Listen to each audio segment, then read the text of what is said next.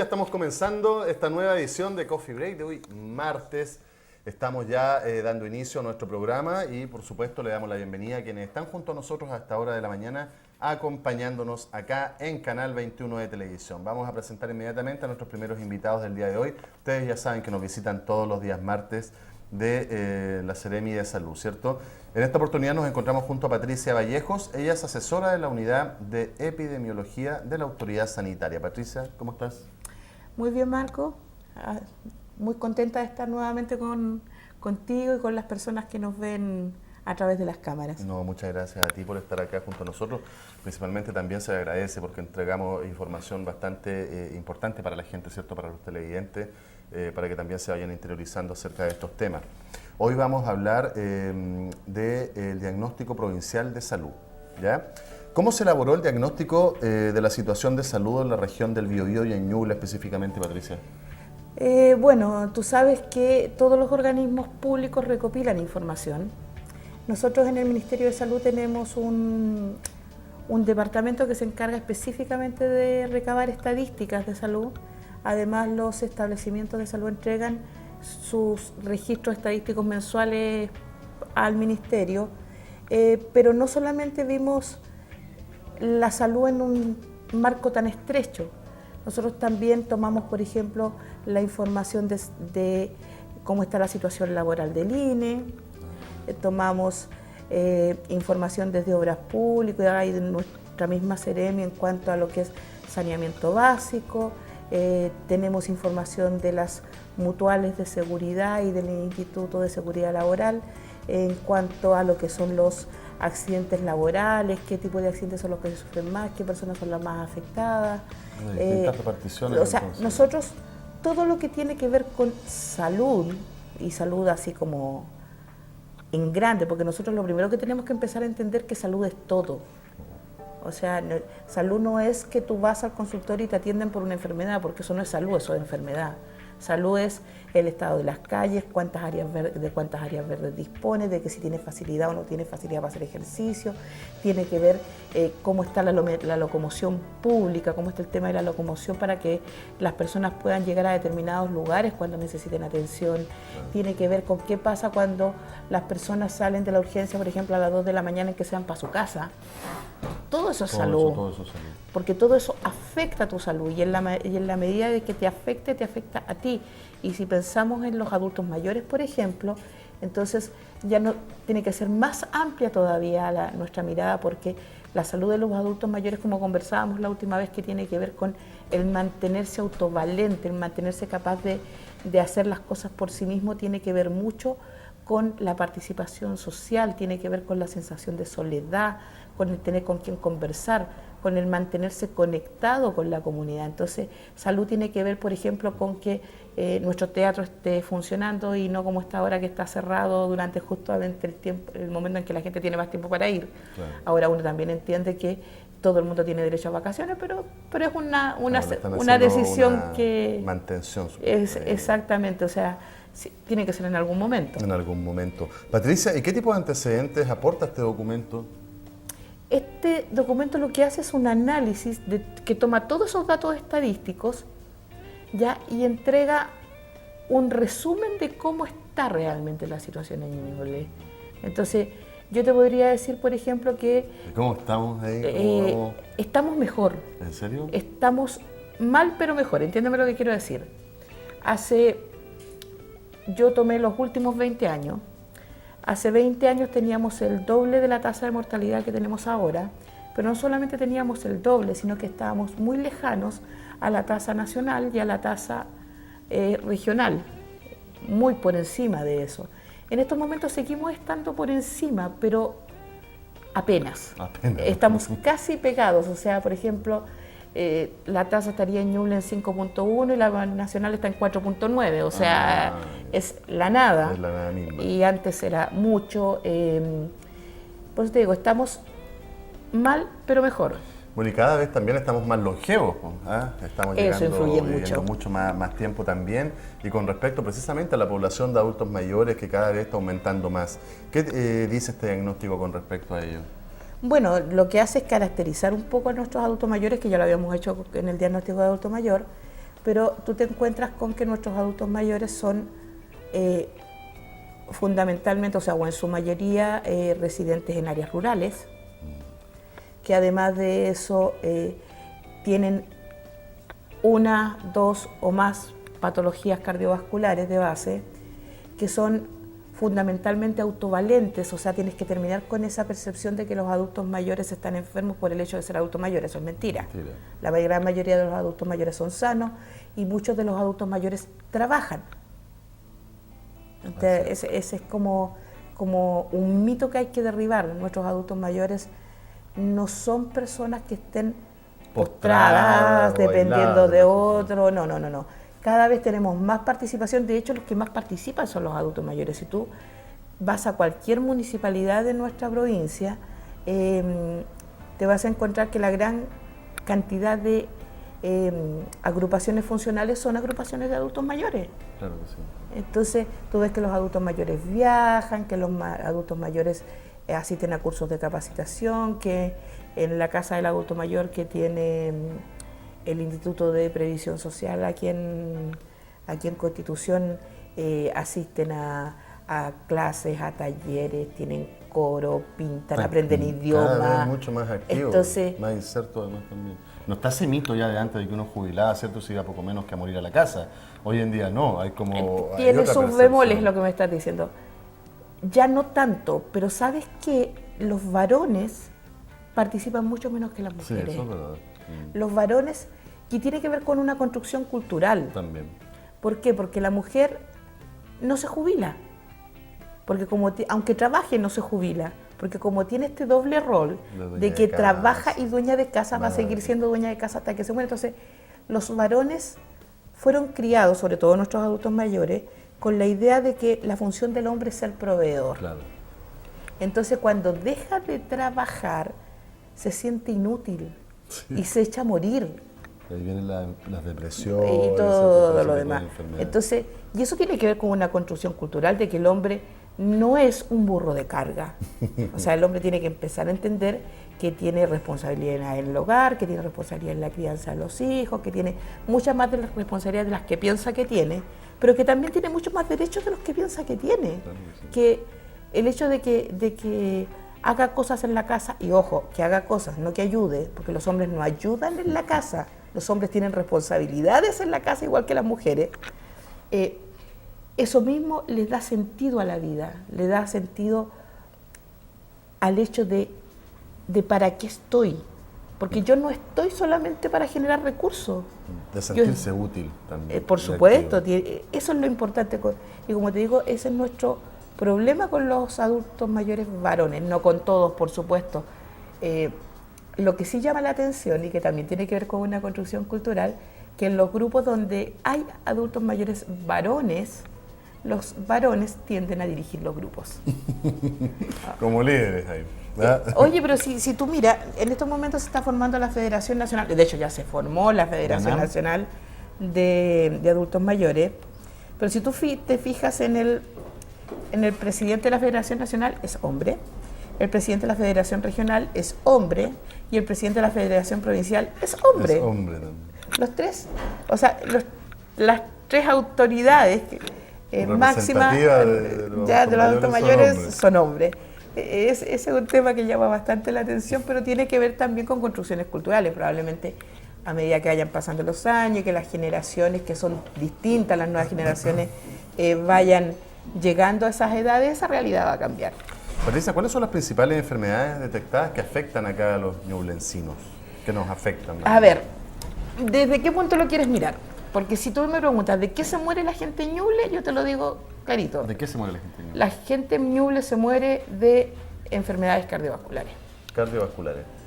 Y fundamentalmente se muere de ataque cerebrovascular y en segundo lugar de infarto. Pero además también se mueren de cáncer. El cáncer también está bastante complejo. Entonces nosotros tenemos, es como un ranking, tenemos enfermedades cardiovasculares, cáncer, enfermedades respiratorias y digestivas. Ese es como nuestro orden. Pero la causa de muerte va a variar un poco según la edad. Entonces tú ves que en población un poco más joven, o sea, estamos hablando entre los 54, los 55 y los 64 años, más común el infarto, pero después de los 65 es más común el ataque cerebrovascular y el cáncer es transversal, ataca a todas las edades. No tiene rango de edad. Sabes que ayer, Patricia, salió una encuesta bastante alarmante con respecto al VIH-Sida, que principalmente se le tiraba como las orejas al Ministerio de Salud, que las campañas preventivas no han sido lo suficientemente, no han causado suficientemente el impacto, más bien digo, como para poder concientizar a la gente. Creo que acá en Ñuble, una de las tasas de las zonas que mayor cantidad de enfermos infectados con VIH hay. Y hablaban un poco acerca de cómo... Ese dato no es exacto. Estaba ahí en Emol, lo entregaron ayer. No, bueno, sí. es una de las ciudades, el norte Antofagasta, creo que acá en el sector de Ñuble, Chillán, puede ser la región octava, Antigua, y no me acuerdo qué otro sector más, pero creo que en el Congreso se iban a tomar medidas como para poder agudizar un poco más este tipo de campañas. Lo que pasa es que ahí tienes... Mira, yo no estoy muy de acuerdo con eso y te voy a ser bien franca por lo que... Y esto es una opinión absolutamente Por personal. supuesto, claro. Yo creo que el ministerio se puede hacer a cuadritos tratando de hacer campañas educativas. Puede que las campañas educativas no estén todo lo bien enfocadas que debieran estar, pero aquí hay un tema de responsabilidad personal. Por supuesto. O sea, yo desgraciadamente tengo, no desgraciadamente no, yo tengo familia de joven y debo reconocer que me asustan un poco sus costumbres, sus prácticas, sus usos y cómo se le ha perdido el miedo al VIH. Sí. Entonces, en la medida de que la gente ya no se está muriendo de VIH, cada vez se están cuidando menos. Entonces, ¿qué es lo que ves? Que tú estás viendo cada vez prácticas menos seguras. Y este no es un tema de inmigrantes, porque también, también he leído por ahí que la culpa es que de los inmigrantes. No, esto no es un tema de inmigrantes. Mira, acá lo que dice la prensa, lo voy a leer textual, que advierten que el VIH-Sida está descontrolado en Chile. Hay un brote epidémico y la ministra de Salud sostuvo que su cartera trabaja en mejorar la capacidad de respuesta a los pacientes confirmados con dicho virus, porque creo que ha habido un incremento alrededor de un 10%, del 34 a un 47% del número de nuevos casos de VIH en los últimos 5 años, aumentado un 200%. Pero a eso voy. Tú me das una cifra ¿en referencia a qué? A los casos, pero a los casos confirmados, digamos, ya, porque pero, imagínate los que no estén confirmados, que no saben. No, pero ¿en referencia a qué? ¿A qué número de casos? ¿A la sospecha? O sea, si me estás diciendo... No, yo creo que estos son casos ya confirmados. No, entiéndeme lo que te quiero decir. Ese 34%, de 100 casos que nosotros sospechamos, confirmamos 34 antes y ahora confirmamos 44. Eso es lo que te está diciendo. Eso es lo que está diciendo. Ya, qué bueno porque quiere decir que la sospecha está siendo mejor. ¿Me entiendes lo que quiero decir? Claro que sí. Ya, ahora sí, ha habido un aumento importante de casos de VIH. ¿Ya? ¿Saben cuál es el rango? Entre los 15 y los 27 años, por lo que dice acá. Y también en adultos mayores. Claro, pero más en ese rango, Sí. porque los jóvenes son un poquito más irresponsables y por las mismas prácticas que tú dices también, que se llaman. Es que ese es el tema es cómo hacemos para que los jóvenes entiendan que esto no es un juego. Claro. Que el hecho de que la gente ya no se esté muriendo de VIH, de todas maneras, un joven de 16 años no se va a morir de VIH. Pasa a ser una enfermedad crónica. Pero no puede tener hijos. Pero no puede tener hijos. Cierto. Así es. No va a tener problemas para formar una familia. Sí. O sea, yo no te digo que la familia solo sean hijos, pero ni tampoco, pero igual, o sea, vas a tener que andar siempre preocupado de que tu pareja, de que no va, o sea, te pone un montón de limitaciones. Y medicado de por vida. Y medicado de por vida con todas las complicaciones que eso trae. O sea, yo creo que aquí hay un tema no de campañas del gobierno por el VIH. Yo creo que aquí hay un tema de cómo nos hacemos responsables como sociedad de la educación sexual de nuestros niños y jóvenes. Porque no es solamente el VIH el que está aumentando. ¿Recuerdas las campañas preventivas que se dan del Ministerio de Salud? Las sacaban de pantalla porque eran muy agresivas o eran muy fuertes o que no podían verlo los niños. Que hubo toda una polémica también con respecto a eso. Porque hay que ser claro, las formas de contagio son ta y ta. Y las medidas de prevención son tales y tales. Y hay que decirlo como son, o sea, no disfrazarlo, digamos, yo creo. Lo que pasa es que tenemos aquí un problema serio de que como sociedad no hemos sido capaces de entender cuál es nuestra responsabilidad. Nosotros no estamos haciendo educación sexual Claro. para seres infantiles a nivel de niñitos de 3 o 4 años. O sea, tú un niño de 10 años, un niño de 11 años, un niño sabe más que tú, probablemente. Claro. ¿Ya? Entonces, hay una mirada de pretender que los niños todavía creen en la cigüeña. Oye, si es cierto lo que te estoy diciendo, o sea... No sé, pero esa idea de los cabros chicos a los 5 años manejan los computadores, tienen acceso a internet, ven más que uno, saben más que uno, Oye, pero mucho si más no- informados que pero uno. si es súper divertido. Yo me acuerdo de una campaña donde se hablaba de este tema del uso del preservativo y todo el mundo alegó.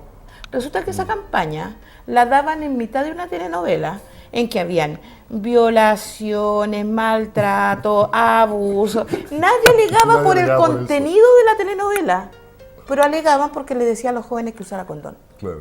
O sea, eso es de una hipocresía, Doble estándar. o sea, enorme. O sea, usted puede ver esto, pero no tiene que saber que hay que usar condón para no enfermarse. O sea, eso es realmente, y con sus letras, hipócrita. Pero lo importante sí, el mensaje para la gente que nos está viendo es que se hagan el test, porque hay obviamente, si se detecta a tiempo, puede haber un tratamiento que se mantenga, Sí. ¿cierto? Que los pueda mantener con vida, pero hay mucha gente que no se lo hace o que no lo sabe y sigue contagiando y ahí es donde se produce. Es que el problema es, mira, te lo voy a plantear así. Ujú.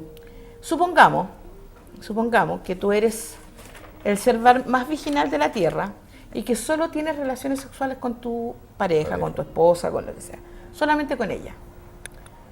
¿Tú sabes con cuántas personas tuvo relaciones con ella? No, no que no se te sea fiel, te es fiel. ¿Tú sabes con cuántas personas tuvo relaciones sexuales ella antes de tenerlas contigo? No. Y tú sabes esas personas que tuvieron relaciones sexuales con tu esposa, con cuántas personas tuvieron relaciones sexuales y esas otras personas con cuántas, porque esto es así, es una verdadera telaraña. Es una telaraña. Y no tiene que ver con tu fidelidad. No. No tiene mira, si el preservativo es lo más seguro, porque tú puedes ser fiel. Es más, puede haber fidelidad mutua. Pero si no sabes lo que pasó antes, o si no sabes tu situación antes de, o sea, yo quisiera saber qué persona que tiene una pareja o que pretende tener una pareja, se toman los dos el examen, esperan los 3 meses que tienen que esperar, se vuelven a tomar el examen y cuando les sale negativo, o sea, 6 meses después, vienen a tener relaciones sexuales. Claro. Yo quisiera saber quién lo hace. No lo hacen. Nadie. Y como no lo hacen, no tienen seguridad. Tú puedes ser el ser más fiel de este mundo y te puedes enfermar de VIH igual. Y tan es así que los casos de VIH están aumentando en las mujeres monógamas. También.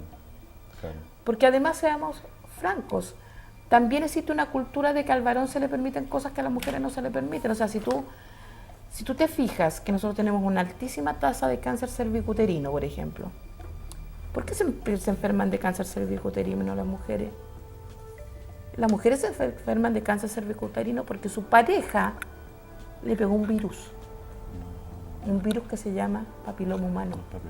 Si su pareja no lo hubiera infectado, no existiría el cáncer cervicuterino. Entonces, hay muchas conductas que son aceptadas por la sociedad, pero que las consecuencias de esas conductas son miradas como que fueran al azar. No son al azar. No son al azar. Todo tiene un porqué, ¿cierto? Así es. Patricia, ¿cuáles son los desafíos de la nueva ahora ya región de Ñuble? ¿Cuáles son los muchos desafíos? ¿no? ¿Desafíos desde salud? Sí. Yo creo que el gran desafío es aumentar la resolutividad. El gran desafío, además de aumentar la resolutividad, es mejorar la accesibilidad. La accesibilidad también. ¿Ya? Nosotros estamos derivando muchos pacientes hacia Concepción, por ejemplo, no sé, pues, o sea, si tú sufres un infarto y hay que destaparte una arteria para que te recuperes, eso se va a Concepción. Pero la accesibilidad es más importante aún. Tú sabes que en el caso del ataque cerebrovascular, tú tienes un determinado número de horas Son ya, excesivas, claro. ya, en las que tú puedes hacer una trombolisis y puedes restaurar la circulación al cerebro. Entonces, suponte tú vives en Huachupureo, te dio un ataque cerebrovascular isquémico, tienes que llegar a la posta, de la posta al consultorio, del consultorio, si estamos suponiendo que todo el mundo se dio todo cuenta, funcionando, todo está todo funcionando, funcionando. está todo perfecto, tienes que llegar a Chillán y además te tienen que estar esperando, tomarte el escáner y que además tengas la suerte que esté el neurólogo ahí, Imagínate la cantidad de horas ya que estamos hablando. ya, para que te puedan hacer una trombolisis. Por supuesto, si te hacen la trombolisis a tiempo, te vas a recuperar, sin ninguna secuela. Ahora, ¿cuál es la realidad? La realidad primero es que la gente consulta tarde. Y eso es lo que tenemos que mejorar por un lado. Tenemos que mejorar la educación tanto a las personas como a los equipos para que el ataque cerebrovascular se detecte a tiempo. La accesibilidad también es súper Y además hay que mejorar el tema de los traslados. ¿Ya? Una vez que llega acá al hospital o que llega al hospital de San Carlos, existen códigos establecidos con lo que tienen que hacer y se va a hacer. Pero seguimos dando cojos de horas de neurólogo de turno. Sí. No solo de neurólogo. No, pero supone... Pero en este caso específico. En este caso específico, o sea, una cosa que tienes muy pocas y horas. Por el tiempo que tiene uno para poder... Entonces, si tú estás en Concepción, o si estás en Santiago, si estás en Viña, a ti te da un ataque cerebrovascular, te aseguro que te vas a recuperar. ¿Qué pasa con nuestras personas, nuestros adultos mayores, que son fundamentalmente rurales? ¿Cuál es la realidad de ellos? La realidad de ellos es que un 30% se muere, un 30% queda con secuela. Claro, porque no tienen las condiciones Porque los nosotros, medios para poder desplazarse. Y conte que el otro 30% estamos incluyendo a los que viven en Chillán, Chillán Viejo y San Carlos, que tienen otra accesibilidad que no tienen el resto de las comunas. Entonces yo creo que hacia ahí va enfocado, yo creo. Entonces, eso más el tema de las angioplastías, que me consta que el servicio está tratando de entregar una respuesta a eso. Yo no trabajo en el servicio de salud, pero me consta que ellos están trabajando en eso. La verdad es que tenemos harto que hacer. No solo eso, sino que el tema de los cánceres es otro problema. O sea, la gente, recién aquí en Chillán se abrió hace no mucho una unidad donde se hace quimioterapia ambulatoria. Pero si tú piensas que es muy poca la cantidad de gente que pueden absorber, que tienen que estar trasladándose los pacientes a Liguera o al regional a hacerse las quimios. Oye, mi mamá murió de cáncer. Yo me acuerdo cómo era el tema de los quimios. O sea, esa cuestión de que tienes que viajar, hacerte la quimioterapia y volver en un bus con las náuseas, con los vómitos, sintiéndote pésimo. O sea, ¿de qué calidad de vida estamos hablando? Entonces, el Ministerio de Salud, los equipos de salud hacen mucho, realmente hacen mucho y están conscientes de todas las necesidades que existen y están conscientes de los débiles que somos en algunos temas. Vamos mejorando. Pero Ñuble tiene que mejorar mucho más. Y eso, el tema de la región de Ñuble, va a darle un impulso gigantesco porque vamos a poder tomar decisiones sobre lo que realmente nos afecta. O sea, yo no voy a hablar mal de Biobío, ni mucho menos, pero la verdad es que nuestras realidades epidemiológicas son distintas, nuestras realidades sociales son distintas. Y como los recursos hay que focalizarlos, porque son pocos, muchas veces ha sido necesario dar respuesta a otras cosas que no tienen nada que ver con nosotros. Claro. Entonces, Y eso no es que Biobío lo haya hecho mal, o sea, no ese es el tema. El tema es que ellos tienen que focalizar recursos donde tienen más afectados. Entonces, Ñuble tiene 400.000 habitantes y claro, dentro de los 2 millones de la región quedaba un poquito a la... Queda un poquito. Un poquito bastante atrás, o sea, entonces ahora es cierto que no es que vamos a tener un aumento explosivo de recursos, pero los recursos que vamos a tener se van a poder focalizar en los problemas que nos afectan a nosotros. Adecuada, ¿cierto? Principalmente, como tú dices, los problemas que nos afectan más a nosotros. Claro. Así es, pues Patricia, mira cómo se nos pasó la hora. Uy, siempre nos pasa lo mismo. Nos pasa lo mismo, quedamos cortos de algunas cosas. Bueno, tenemos que continuar con el programa y yo te quiero agradecer una vez más por haber venido a visitarnos y bueno, entregarnos estos temas tan interesantes de ayuda para toda la comunidad. Bueno, tú sabes que siempre es un placer, basta con que me inviten y me despido de la gente en sus casas. Cualquier cosa estamos a su disposición. Muchas gracias, Patricia. Que estés muy bien, Marco. Que tengas también tú una muy buena jornada. Muchas gracias. Junto a Patricia, entonces nos vamos a la primera pausa comercial de esta mañana. Sigan junto a nosotros, amigos, que aún queda mucho más Coffee Break. Ya volvemos.